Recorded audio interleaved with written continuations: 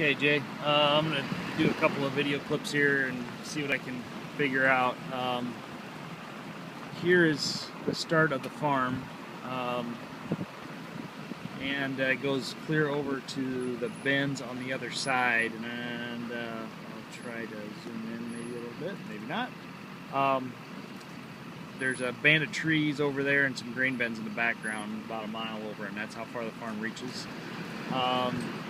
It obviously has not been planted yet, which is not necessarily untypical at this point. There's a lot of acres in this area that did not get planted. It has a tendency to be real wet over here. But you can kind of see how the land lays. And then it's split. There's a corn crop right there that did get planted. The beans are not planted. But right in this little neck of the woods, these little areas here are wet, and it's going to need some tile in that area.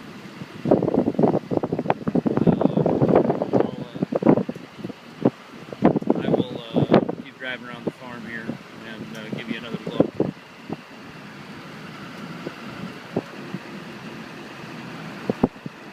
And then I want to show you a couple of hilltops. As we approach up over here, you can see the hilltop just off the silos to the right. That hilltop is fairly eroded, so the soil map may not be overly accurate there. 77 CSR for this part of the world is pretty dang good CSR, and I just don't believe it can be possibly that good up in this area. But right there you can see the wet spot where it's going to need some tile up that ravine at least.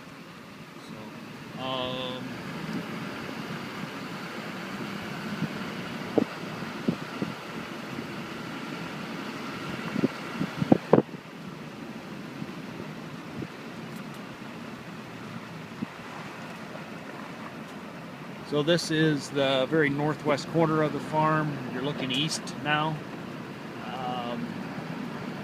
I'm not sure how he has this divided up, but like I said, it appears that this side is not planted either.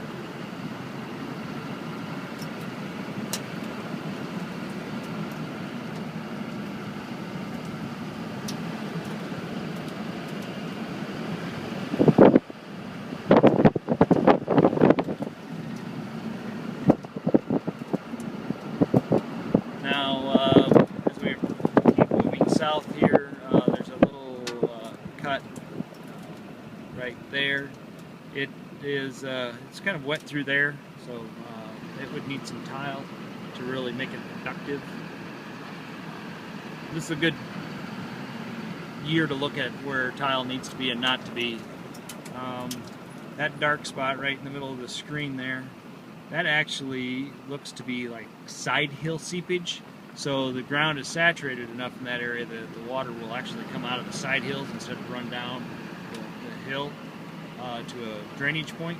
So there again, that's you can usually fix that with tile.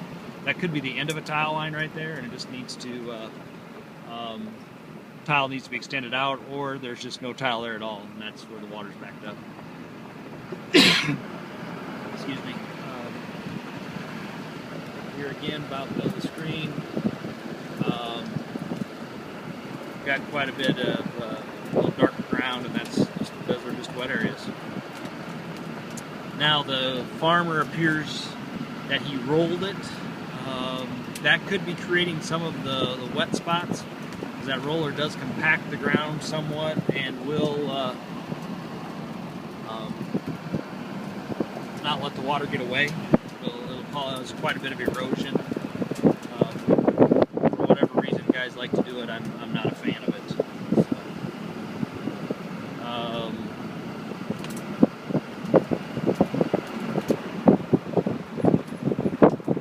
here's another cut that it gets wet going up the middle of the cut there.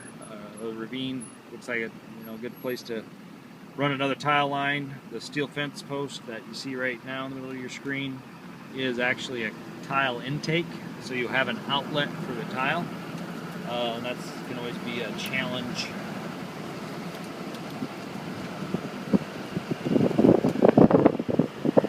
Find an outlet. Challenges to find an outlet. And there's 2 or 3 of those along here actually. That was one. I know there's one further down. There's another one right here. So you got a couple of different outlets. That one I don't know how much water you can actually get to. This is another one of the side hills I did want to show you, where the black dirt is gone, and it just comes from this excess tillage. And with the roller and everything, that can create a lot of wind erosion too. The wind will blow across there and cause some sandblasting. Right there is the guy's roller. Here again, another little wet spot, and the tile would fix that problem. I don't know, there's an acreage over there. I don't know if that is part of this or part of the land we would purchase, but ideally, I'd like to see that disappear. Again, there's another wet spot right there. Now we're in the southwest corner of the field, looking back to the north, and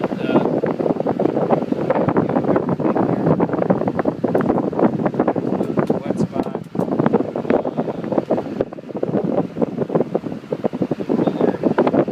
Tractor tracks getting out.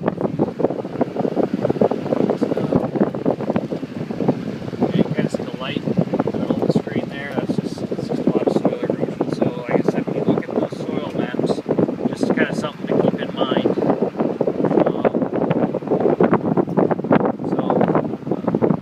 Because they can be a little bit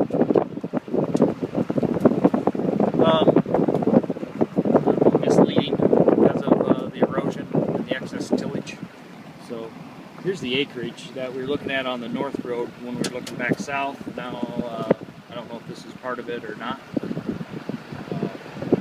You do get a I'll film it. Looks like those are probably